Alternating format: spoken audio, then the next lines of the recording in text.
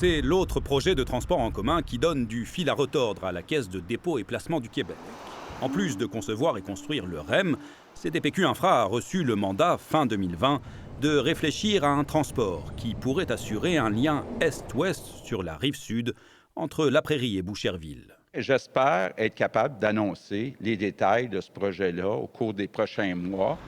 Problème, il n'y a eu depuis aucune annonce et aucun projet sur la table vendredi dernier lors d'une rencontre entre la Caisse, le ministère des Transports et les élus municipaux.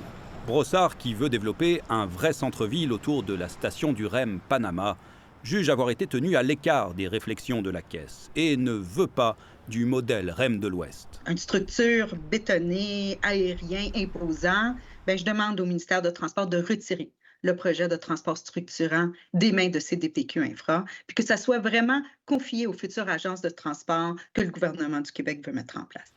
Même son de cloche à Longueuil, qui salue le travail d'analyse qui a été fait depuis 2020, mais souhaite accélérer. Nous, on pense réellement que si le projet est entre les mains d'une entité qui va être spécifiquement dédiée à la réalisation de projets de transport collectif, oui, ça va aller plus rapidement. La création de cette future agence des transports est au menu de la prochaine session parlementaire. Le cabinet de la ministre des Transports dit partager avec les deux mairesses la volonté d'aller plus vite. Il s'agit pour nous d'un projet prioritaire en matière de mobilité, assure le bureau de Geneviève Guilbeault. Il faudrait surtout que ça se fasse à un moment donné, au lieu d'en parler, non? Moi, je trouve que c'est un peu la pauvreté du transport en commun présentement.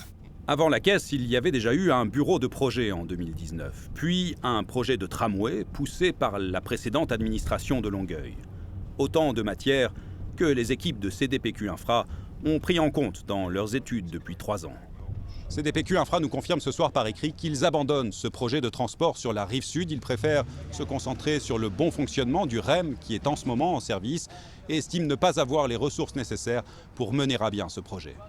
Ici Mathieu Prost, Radio-Canada, Montréal.